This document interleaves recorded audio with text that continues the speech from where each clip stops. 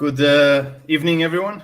Today is a special emission from Shortcutz Mozambique. In fact, we will be entering a new country in our last emissions for the year.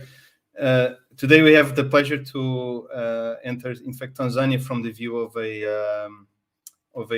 Dutch filmmaker. So we're going to move between 2 or 3 countries today. With me, I have Immercio. I believe, Immercio, can you turn on your camera? No, Immercio is gone. I think the connection is not very good in Mozambique today. Either way, just a very quick thank you for our sponsors, particularly Camões, the German Institute of Culture, and also Wonderland from Austria, for allowing this season to continue and to end in such a fine way.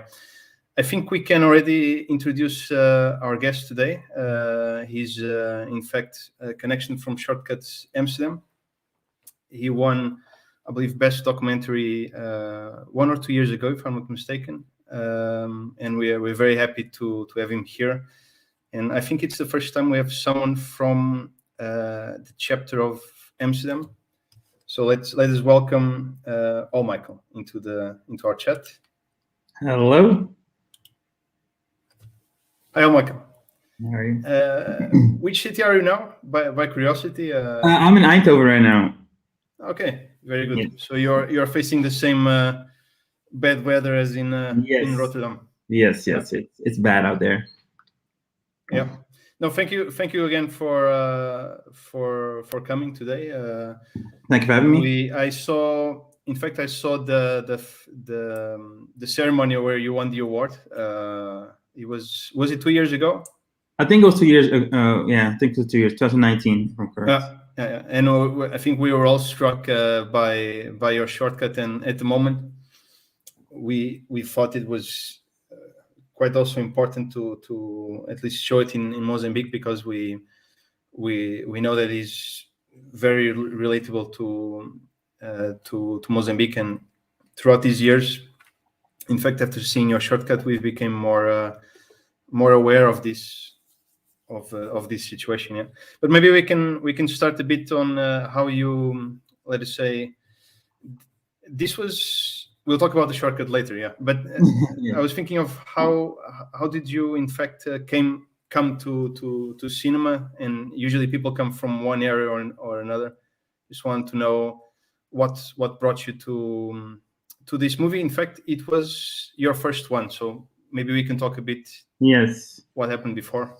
So I think what brought me to cinema was due to my mother. And due to my imagination, oh, give me 1 sec. I'm so sorry. It's okay. Yeah. My bad. I had neighbors.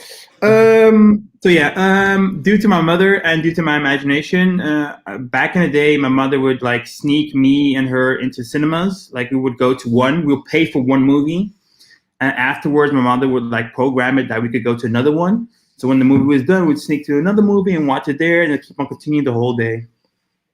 And back home, I was always playing with toys and making scenarios in my head, like how this could be. And because I was watching movies, I had those ideas also. And gradually, through college, I started really getting more interested, or at least it was coming back to me. And it actually started with acting. I wanted to do I was doing acting back in the day, so that's really something I really wanted to do. But for some reason, that didn't happen, and that I took another path in the same like film career or whatever you want to call it. So yeah, pretty much like that. And then just watching, falling in love with like things like I really want to make that, or I'm really interested in that subject or whatever. Mm-hmm. Did you start in photography at the same time or before? Yeah, so that's a good question. I think I mean, I think I started with like more like making movies with my friends.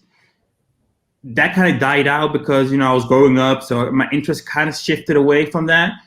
Then in school, I had like a program in photography, and then I started doing photography for a year, and then because of that, I got into film again, and then I gradually just went into film full on, and then I graduated and all that. So yeah. No, it's interesting. By the way, we have with us Emercio. He's part of the team also. Hi, Emercio. Good evening. Connection is not very good today in Maputo. Good evening. Yes, today we have a weather. It's a little bit thundering. It's poorly raining, so that's why the internet may be a little bit slow. But I'm well. How are you, Michael? It's a pleasure to know you. I'm doing good. How are you? I'm fine. I'm fine. Yeah, it's a pleasure because speak for a filmmaker to a filmmaker, because I'm a filmmaker as well. So it's very, very excited to Yes. be here with you today. And I'm very excited for this first section. It will be very, very, very interesting. Very Yes, nice. it would be. Yeah. Yeah. By the way, for the audience currently watching on YouTube, you are invited, of course, to also participate today in English. So I think it's our probably second session in English, but we thought it will take some time until Michael learns Portuguese. So I can understand a little bit. Or for us to speak Dutch, right? Yeah. But although my Dutch is not that bad, but still. No, we usually have a question that we ask filmmakers, which is what is the movie that in fact brought you to cinema, or the movie that really, let us say, there's a before and after for you. You said you watch movies with sneaking, or your mother would sneak you into more movies. So maybe one of these movies have had this impact. We're just curious. No, because I don't remember those movies because it was back in the day. But there are two movies that which kind of impacted me in a way that I was like, yes, this is what I want to do the same way. And there are two movies. One is called documentary. Both of them documentary. One is called Virunga. Virunga. It's about a national park in Africa, about the gorillas, and it's a Netflix film, and it's about the story about the rangers fighting to keep these animals safe. And it's a very touching story about how far man can go both ways. So I'm talking about the good side, I'm talking about the bad side, and these people risking their life for outsiders might just be animals, but for them it's like it's their family, it's their purpose, why they're there. Like the whole meaning of like life. They know they were born to do this, so they will risk their life to protect animals. And it's a very touching story about that, like the human side of it. And there's another documentary called Dear Zachary, A Letter to My Father, and it's about humans, about the interaction with humans, about good and evil, about how bad people can be, but also how good people can be. And I remember finishing the movie, and it left me sick for a couple of days because it broke my heart, like seeing this. And it was a story about people I didn't even know, like they were living on the other side of the country, but the fact that they can make me feel this certain way was the same thing I wanted to do with my films. Make it more like tangible, make it more recognizable, and making people feel something. Like if you can find a movie good or bad, that's an opinion. But if you can feel something, that's more important to me if a movie is good or bad. So those were the movies that really struck a nice, yeah. Yeah, we've noticed that usually the favorite movies are directly related to how the director performs afterwards or chooses his pieces. By the way, for the audience, I think the movie is this one, Dear Zachary, A Letter to a Son. Yes, that's the one. His father. So, have you seen this one? Watch on YouTube, I think. Okay, we'll try to see it. Have you seen this one, Emercio, or? No, I never saw this movie. I would like to see it. Yeah. Yeah. In the meantime, we have received some messages just to keep the interaction. This is our partner in this emission, Freestyle Talkz. So another great African movie. In fact, we have been in South Africa, Angola, and now we will be in Tanzania. So it's been a great moment. Also from Kayla, she's now tuned in. Thank you, Kayla, for watching. No, I'll let now. Of course, Himesh has some questions. I'll let him also Yes. before we see the short. Yes. Yes, Almicheal. As a filmmaker, we have the time that we decide to make movies, the day of the decision that we say, now I want to start making movies. So what was what makes you to decide to be a filmmaker? What was the feeling or the situation, something that happened that day that you decided, no, I want to start making movies. From today on, I want to start to be a filmmaker. And how was the experience of making the first movie? Yeah.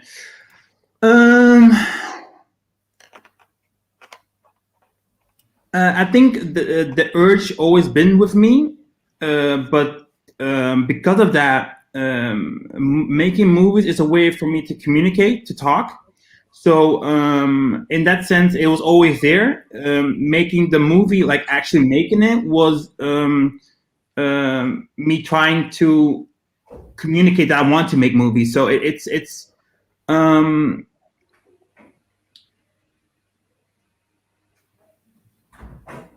all about communication. So I feel something, like when I make movies, or when there's a subject or something and I want to tell, I usually follow by my gut, my feeling towards the subject. So it's kind of like a philosophical way, but in that sense, it's really hard to like say what I want to tell. So in that, I need to show you. So I need to make it. So that's why it's always been there. It's just like lingering in the background, waiting to strike, and the urge, the feeling coming up again and telling me, you know what? Do you want to say something about this? And if you do, well, let's make a movie then, So, and I also think that it's, I also felt, besides being a filmmaker, I always felt that it's a moral duty as a human being to say something if you think something is wrong. And that combination with making movies, I think it's a really nice combination, because you can really be like, you could be like really political about something, or you could be really vague about something, but at least you can say something about something you really want to, evoke or say to other people. Like, and I don't want to write books. I want to make movies. I want to tell you something. I want to show you something, and that's what I'm trying to do. Okay. So you find a way to express your feelings through your movie, right? Yes. Like the singers, they express their feelings through singing. Yeah. And the filmmakers, they express their feelings making movies, right? Exactly. Yeah, it's perfect. Funny thing is that I wanted to be a singer back in the day, so maybe that's something. Yeah. it didn't work out, but I really wanted to do it. Yeah. And make part of the movie, right? Yes. Yes. Right. Yeah. No, I have a quick question. Is since we're going to this movie was filmed in Tanzania, and this was also your, I think, graduation movie. Oh my God. Yes. So I mean, usually for graduation works, you do, you go to your backyard and do something. But in your case, you did something quite very with quite a big depth, and in another continent, in another country. So this was, I think you live there. We're going to talk about that later. But my question was, this relationship with Tanzania, is it because of the subject itself, or the country itself is connected to you somehow, or?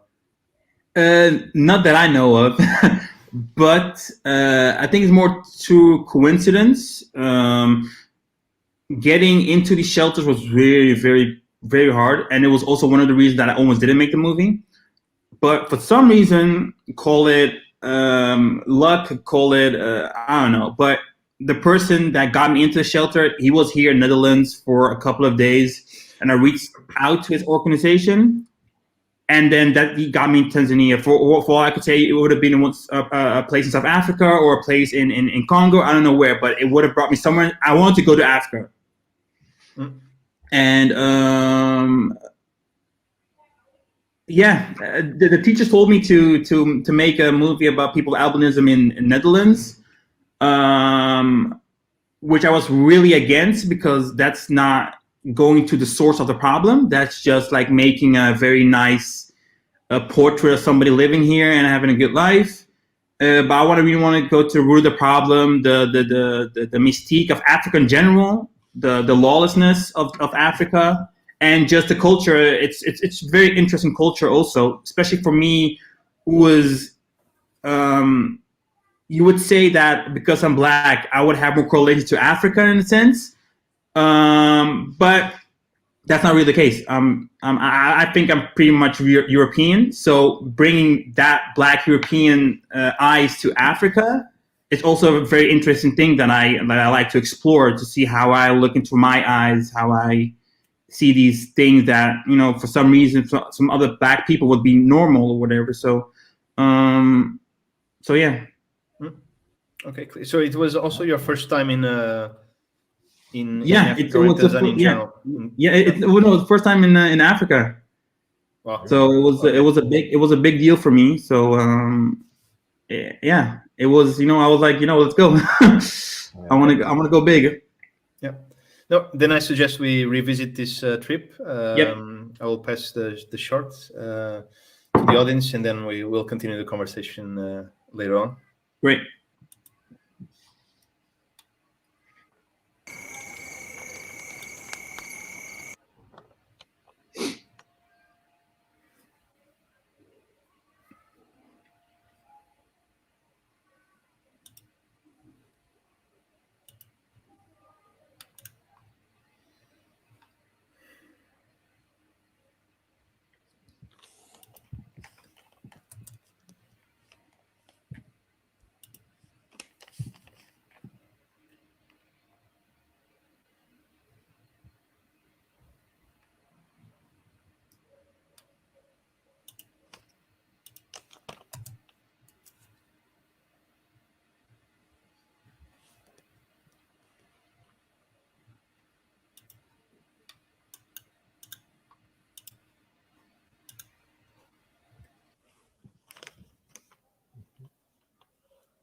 Did Alex leave? Yeah, maybe. Yeah, I guess there's some problem, right? I think so. What was the movie playing? No, I can. Okay, so it wasn't on. Okay, so I thought it was maybe on my side. Me too. I was waiting. Sorry, technical problems. We'll. Maybe I was the connection. Yeah. Technical problems. We'll start now. Okay. Give me a second. Right. Hope this can take the hit. Okay.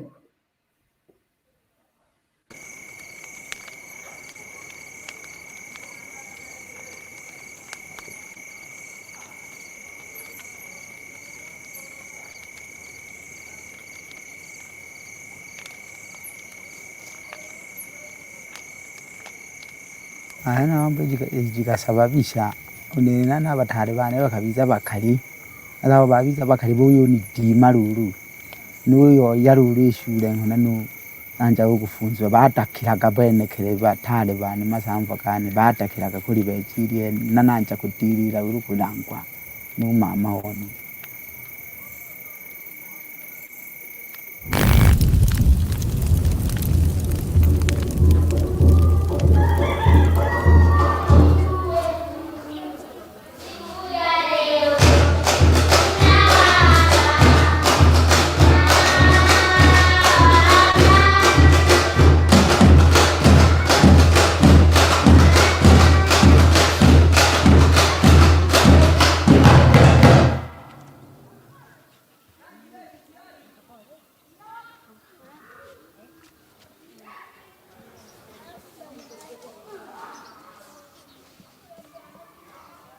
This story should be told to the world because It has been century and century, but it was not allowed to talk because it was tribal thinking and it was a hidden agenda.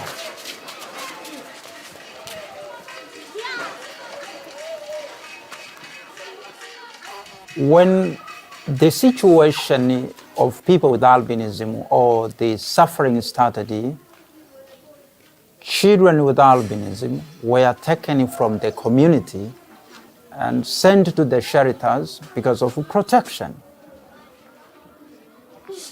So these children, they do not know what outside is it looks. They don't get what other children get. They're living, behind of the world.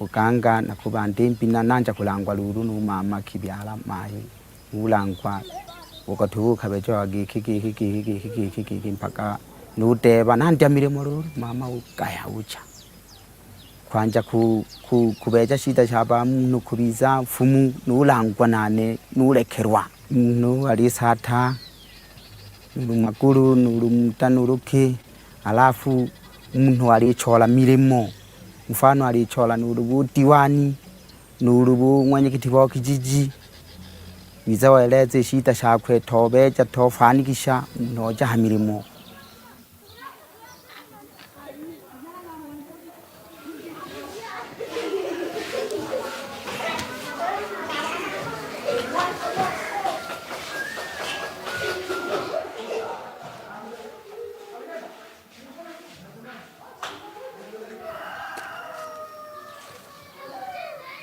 People with albinism are human beings like others. They are not supposed to be hunted. They are not supposed to be kidnapped as well. And they are not supposed to be segregated from their families.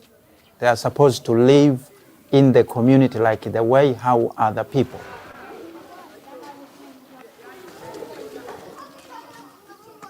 They are being judged because of their color.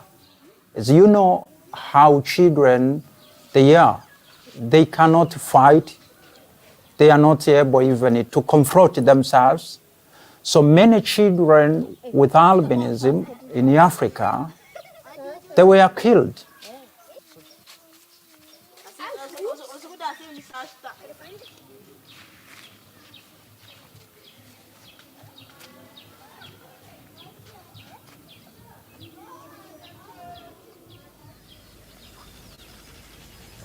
Kiji ngambo ko yikwato ki haleba o bulaga kwa hamo imero wenji wa shirebe na shirebe bubu chabali biza bukuliwe jiriene buko tatwa na ki hamo bungi ungale homuntu ayitakira kusanja hamo getishi roko lingana nuko to mabo sange jiwagwa hamo ko bizo buko tabu bupo mo bizo buko tabu kali ukafanikisha.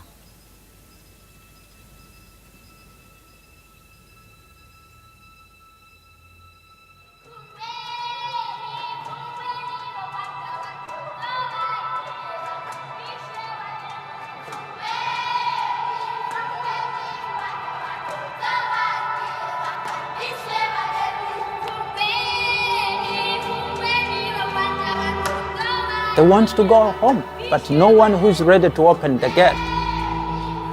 The community, is not ready to receive them. The situation not yet clear. At the end of the day, these children, they are growing up, hating the community, hating the family members, that they are being dumped there because of their color. Psychologically, these children, they are being tortured. So they are running, day and night because of their safety. Within these shelters, I'm seeing it as a temporary way, that's fine, but you know, it's not a solution at all.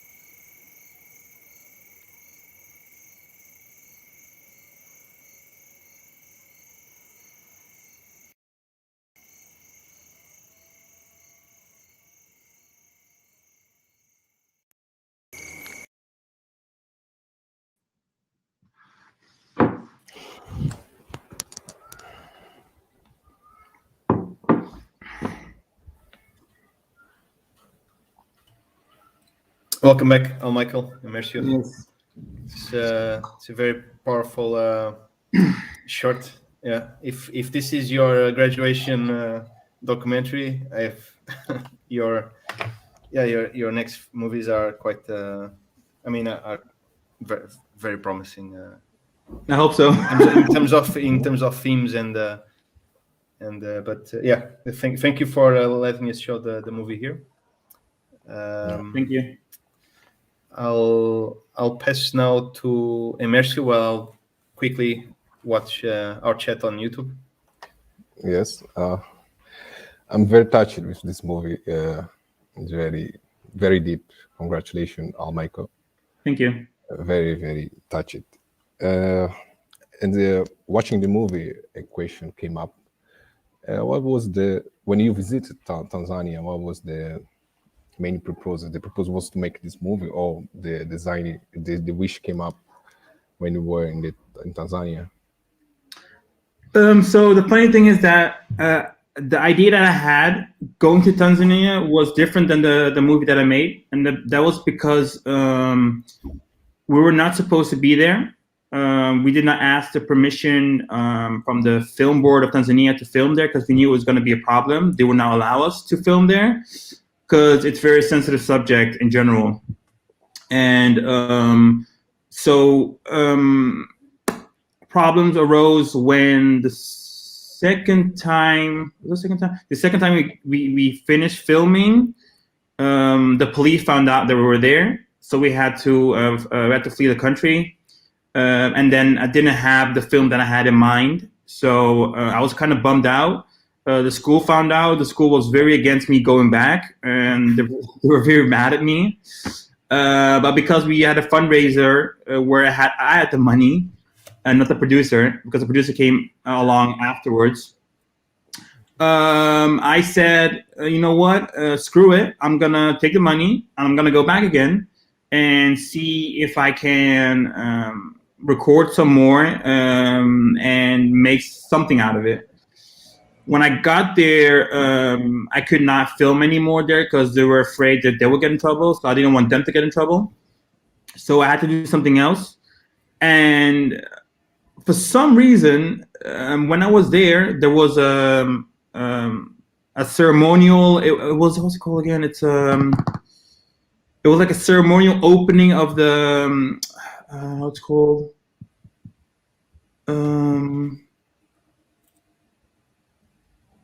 Something, I don't know. It was ceremonial something, and there were a lot of witch doctors were there. I mean, I have a photo of it. It's pretty much like a soccer field full of witch doctors, and they were doing ceremonial things. And they were like, I remember the guy that was in the movie. He had a chicken with him, a live chicken, and then he bit the chicken.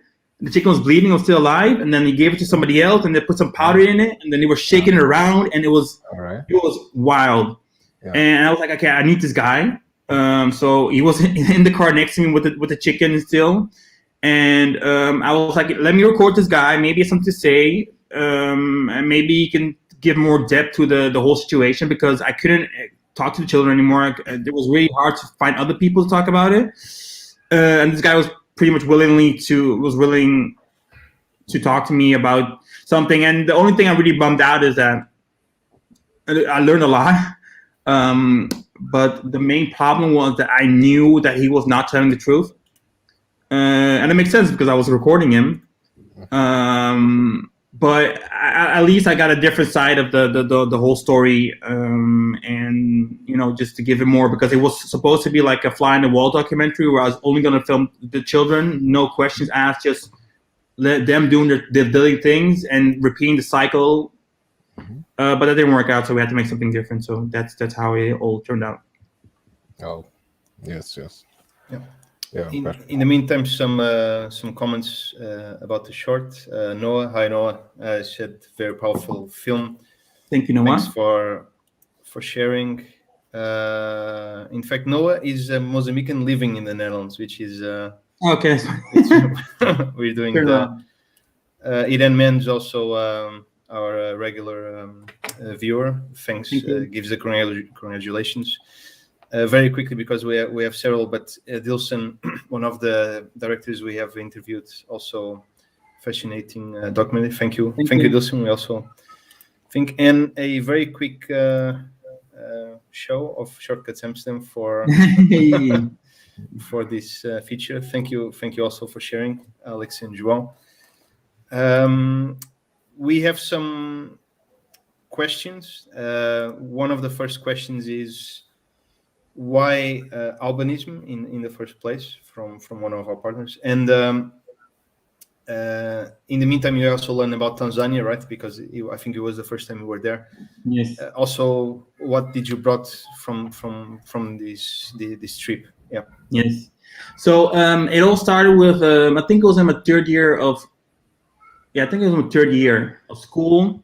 And my mother saw like a clip on CNN. There was a reporter talking about albinism. I don't know which country it was though, but I remember seeing the frame, and it was a guy who was missing a hand, and it was laying on the floor. And my mom told me, like, because I really like talking about social subjects, that it might be something interesting for me to do when I have time. And I was like, yeah, maybe I'll see. It was really difficult at the time. And then I had to graduate. And I was thinking to myself, because I know I'm graduating, I know that whatever I'm going to make is going to get a lot of publicity because of my graduation film. And what kind of subject needs that light that can focus more on this subject? So for some reason, it came up to me again. And then I did some research. I was like, oh, well, and I was looking there, and there was a lot of things I didn't know about this whole problem. And that's how it kind of like, it was a very interesting thing to, how do I say this?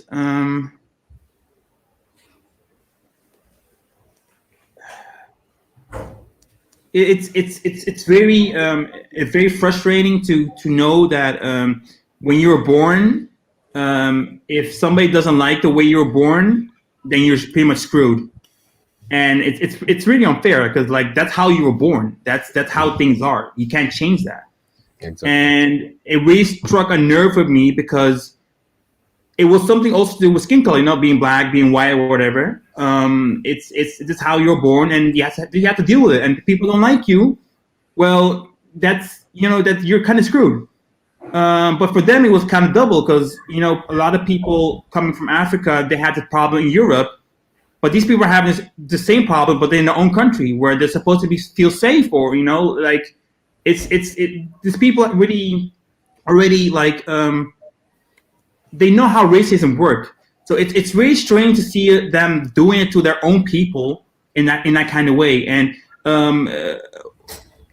I get it in a sense. I get that everybody's a victim here. Like the guy we're talking to, he fell a victim to like these suppositions and this make believe, for me at least, about ghosts or whatever, and that his grandmother was teaching him all these things. I'm like, I mean, that's not the way to do it, And in a situation where you have nothing, it makes sense to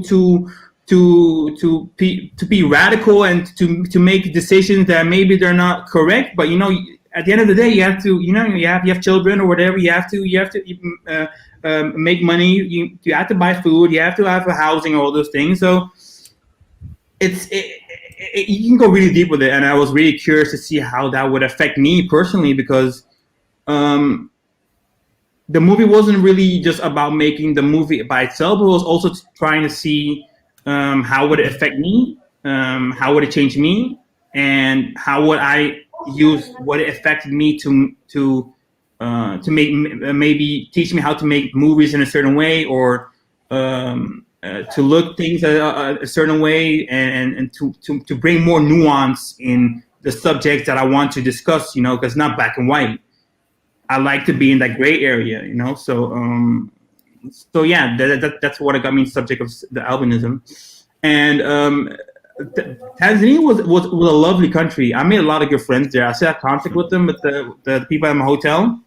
They email me, I'm like, how are you doing? Or all those things. And I just love talking to about like the food that I had there and everything, and the culture. I remember I was there for, in total, I think almost 2 months.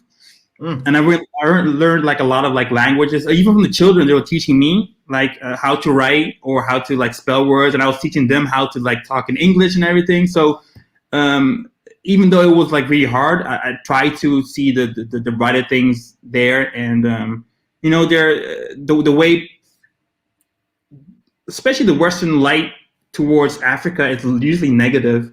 So I was trying to figure it out, like I was kind of scared going there, so like what I'm going to find, who's going to be there, all those things. And there was still a lot of beauty. Like I even went to Serengeti, like seeing all these animals there, the people there. I learned a lot to look both ways. That's pretty much, yeah. Yeah. No, I think I have the feeling that you had an idea that this issue was quite serious, but the moment you got there and you met the people and you visited the center, you understood how serious it really was. Yeah. Yeah. Because the thing was also like I was reading all these things back home, and when I got there, all those stories I was reading, I became part of that. Like I was physically there, seeing things that I was reading back home. So that really like enhanced the experience for me to be like, whoa, this is something that I went to. Like a lot. Like and like if I didn't want to make the movie, I shouldn't have to make the movie. Like it's nobody told me to make the movie. I was very curious to see like how can I tell this story through my eyes, and pretty much that. No, I understand. I just sharing some quick messages, also particularly from Kayla. A lot of stigma and efforts. Also currently in Mozambique. She continues. Reality of other African countries, not just Tanzania. So the use of organs for witchcraft and other stigma. I'm going to quickly make a jump to Mozambique in our conversation. Very, very quickly. We have talked in the meantime with an association dedicated to albino people with in Mozambique, in fact. And what we got from them, the name is Moz. So what we got is, it was in fact a they are working a very tight budget, and I think in Mozambique things are a bit less developed in Tanzania for support. So this is just this is a project which is currently happening. They're opening currently, in fact, a small TV on Facebook. They wish to, in terms of next projects, they wish also to create a more strong support platform in Mozambique. So the idea here is to show that in case you are Mozambique, in case you're interested, a way to reach out to them is, I think, through Facebook, albimoz.org. So you can, just for the audience, you can also act directly and get to know this this association. Yeah, but coming back to our conversation, So I was curious about some things. For example, I know that you didn't spend these 2 months in the center. I think No, you were probably going up and down. back and forth. I was curious about the footage. Was all this made, all these images from you, from your trip, Yes, or everything I did myself. Wow. Because the thing was I was gonna bring, I did an internship with a camera guy, and the problem was there, because we're gonna go guerrilla style, I didn't want to bring too much attention to my crew. So the problem was he was white, and he was very white. So I was like, okay, we need to figure something out. Then also the thing was that he just got a child, so he was kind of like being precautious about the whole situation, not knowing what's going to be there. So like, you know what? I'll do it myself then. So me and a friend of mine, Festus, he's a graduate. I think he graduated 1 year before me at the same school, and he was my sound guy. He's from, if I'm correct, he is from, I think he's from, Congo. Yeah, I think a neighboring country. I just know that he's familiar with Africa in general. And then he went with me there, and then we did everything, just me and him. Yep. Well, it's amazing because it feels like it's a combination of different footage, also image and sound, all from you, or everything's from me. Everything. Wow. Okay. Yes. Yeah. Everything. I'll let Imercio ask also questions on the shortcut itself. Michael, and I love the handheld style of camera. Yes, thank you. Yeah, and your style, about your style, I saw that is the doc. Would you like to continue making docs, or you identify yourself making documentaries, or it just was the situation that obliged you to make that journey of movie, or you want to make another journeys? I want to make a longer version of a subject with albinism. I'm currently trying to get it off the ground, but Corona is being a really big problem right now. But then again, I don't know if these people are really affected to it. But then again, I don't want to bring anything to them, so I don't want to be the problem there either way. But I hope I can make a longer version, but not in the shelters, because the shelter's going to be a pain in the ass for me. But there's an island on the Victoria Lake, and I think like 30% of the people living there are refugees, albino refugees who live on the island, and it's pretty much like in between a shelter and being out there, because I think it's like a 3-hour boat trip to the island, and it's the boat doesn't always go back, or doesn't always go to the island. It's very sporadic timing wise, so it's really hard for you to get on the island. And if you want to hurt somebody on the island, it's really hard to get off the island. So it's pretty much like a prison island for them. They're just pretty much like waiting until they die, pretty much. So I hope I can do that. But now I have to focus primarily on doing some things in Netherlands, like I said, through the COVID. But I'm gonna keep continuing making documentaries. That's for sure. And I'm also trying to see if I can get some, if I can write, or at least I'm doing some research for a fiction film. So let's see how that turns out. Okay. Do you need any type of license to be in this island? Because I think no, that's a good thing about it. It's just an island, so I can just. How we got in Tanzania was we were tourists. Like a good thing about that was like I still have I think I still have it somewhere. I have my my school badge, and it doesn't have like expiration date. It just says my name and the school that I'm going to. So that's something I use to like frequently just go up and down. People ask me questions like, I'm a student here. I'm just recording things. I'm going to go to Serengeti. That's why I have a camera with me, all those things. And when I go to the island, it's going to be an island. If the people want me to record them, I mean, they can decide. There's no government like telling them you cannot do that. So I'm much more free to go much deeper. I can stay much longer in a location. And I also know that the hotel where I used to stay, it's like, I think it's like 20 minutes, 30 minutes away from the port. So it's a really nice way to go up and down and stay in there for a longer period of time to like really get like really deep into the issue. Is it still Tanzania, let us say, area, or because Lake Victoria divides in exactly? So it's 3 countries. Yeah, that's true. I'm not sure. I just know that I can take the boat to the island. Okay. Okay. Yeah. No, it's for sure a very interesting project. I had no idea this island in fact existed. Yeah, I was just looking up, and then I just found it. Like, holy! It was crazy to think that's a whole island like almost dedicated to just people with albinism. It's pretty sad. Yep. Yeah. Sure. I do have a different question. I'm very curious. Sometimes it's a personal question. When I got on your Vimeo account, I saw a statement saying, "I'm a filmmaker until I get the real job." I wonder, will you give up, make movies one day? No, like I said that because that's all I know how to do. It's that. Like, there's no option. There's no option B for me. It's this or nothing. So I was like, you know what? A lot of people don't really think it's a job, or you cannot make a lot of money with it. I'm like, I don't do it for the money. I'm trying to make movies. That's all I want to do. So if you like it, you know, you like it. But that's a good thing. Good find.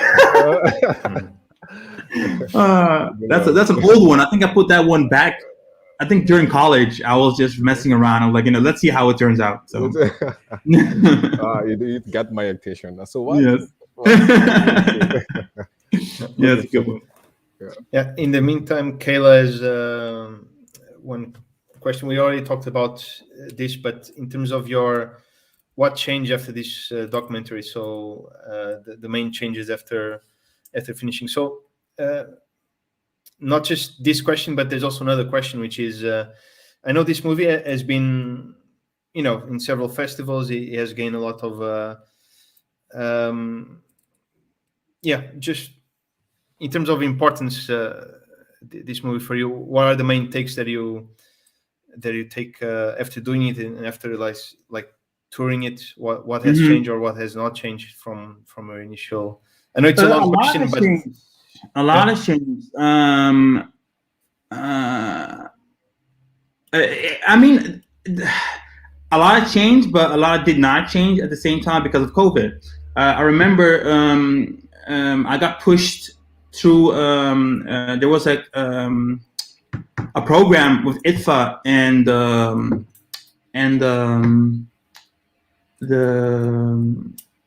the television networks here to do like a children's documentary, and there were like different kind of people got together, young people, me and some. I think I was the only guy, and there were 4 or 5 other girls.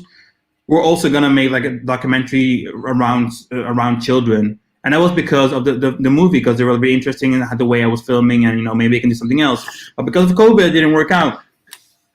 Then I just recently, I think it was in September, I made a short. They asked me to make a short. It's a series from also television, where it's called Nog een week. It means till a week, and then in that week, it's a countdown pretty much, and then it's in that period of time, you record a child who has is gonna do something like big for him. Let's say it's a refugee, and the first one's gonna swim, and then in that week you count down until that moment. And then they asked me to do it, and then I made a short documentary episode of a child. That's also because of the movie, my graduation movie. And I got into contact with a lot of like producers, other directors, other camera people, and there are a lot of people pushing me to do other things.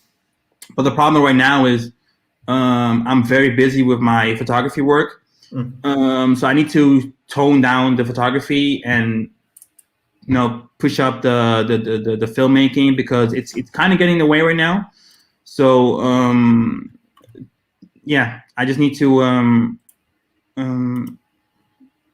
prioritize. Yeah, I need to push. I need to push more into making more movies. So pretty much that. Yeah, and what I mean. And I think what the movie also changed about me is that it pretty much cemented for me that this is what I want to do. Like the whole traveling was so fun, like meeting new cultures, meeting new people, thinking thinking like how to get away out of problems and making the best of it, going with the flow. Just the whole process of everything, talking to people, meetings. Discussing about the ideas that you have, and some of them working, some of them not working. That whole aspect of it was like for me, like that's it. That's for me. That's how it's gonna be for me. So, yeah. No, that's great. So it just reinforced your let us say your idea and your drive into the industry. I was quickly thinking about the editing process, because just give me a second, because my battery's dying. Just give me 1 second. Okay.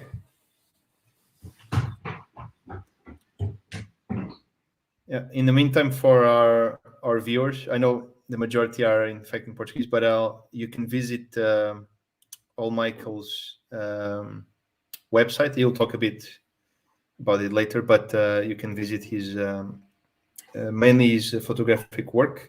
Some of them, in fact, it's museums. If you go into the website, you'll see some museums here in the Netherlands that he photographed the audience. And for the video work, you can also visit his Instagram, where he's more active currently regarding video work. Yeah, so we leave here the invitation. Yeah. Sorry, Mercy, very quickly, in Mozambique, does the situation, people with albino or the albinism in Mozambique, does it show on national television, or is it a theme that comes up, or more during elections, or just to get your, was this a new theme for you also? Unfortunately, it's not new. There is many information, many times they show up in TV. Speaking about the Albans, they are province here in Mozambique. That they kidnap albino people to make a black magic. They cut them. There is, but now it changed. Thank God, now it's changed. They don't speak too much about it now. I guess there was a change. The policies, the government, they took action against it. But there was a time that it happens a lot. For me, it's not new. Yeah, it's a very sad situation. Which part of the country are you? I heard more about it in Nampula. Yes, I guess Nampula. Yeah. On the north. Yeah, Nampula. Okay. Yeah. Yeah. Okay, my apologies. Yep. This is not how I wanted things to go. Okay, here we go. Much better. We just showed your both your Instagram, Almicheal. Yes. For people to visit more on their video work, and also your website. It's more photography related. Yes. But I did recognize several of the locations because they are very known museums. So it's interesting. Yes. It's interesting to see. From the point of view of the viewers, right? Yes. Yeah. Because you back in the day, didn't you make the pictures of Shortcutz? Sorry. Didn't you take pictures of Shortcutz back in the day? No, not me. Okay, I thought it was you.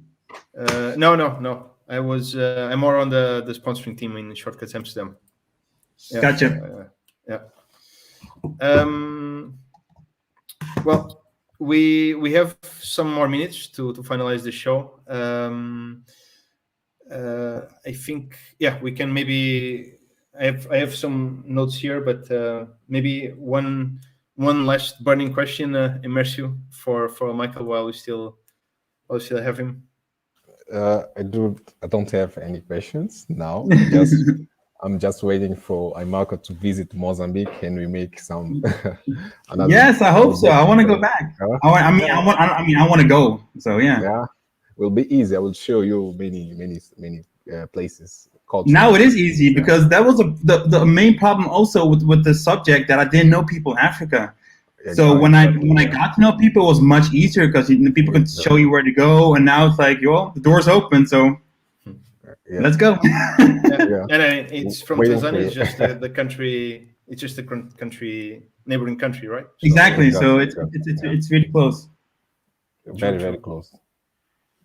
From flying to Tanzania, I guess 1 hour or a little bit less than it. Yeah. Well, that's great. Yeah. Sure. No, I was quickly asking. We still have some minutes. You spent 2 months in Tanzania, so I think to edit this short, you put it down to 8 minutes, right? Was it complicated or was it just very simple? Because I'm more inclined towards the first one, complicated. But it was a hell. I think I lost, if I'm correct, 2 editors because of the whole situation. They could not do what I wanted to do. So I had to find another editor, and then thank God I found Laura. She's from Doppler, Maarten Groen, which also has he has a few wings of Shortcutz. He's a good friend of mine, and then he told me, like, if you need anything, just ask me, and then I was like, I need an editor, I need somebody to fix this mess because I have no idea what to do with it, because at that point we only had the images and we had no storyline, we had no beats, and he was like, what, I can give you her, and then he gave me her for 3 days, and then she was really professional. She thinks she wrote me down 3 ideas of how the documentary could fold out. The 3 different ways of editing, and then with the whole background story of like what I was gonna say and everything. And I'm like, what? I'm just very professional. I really like this, and then we chose something, and then she just went on with it, and then she made this. So I was really happy with her. Yeah. So but it was very difficult. Yeah. So you, from these 2 other editors, you saw their work, and you just. No, it was not. It was not their fault. It was not their fault. It was just what I wanted, and let's say there were 2 main problems: what I wanted and what we had.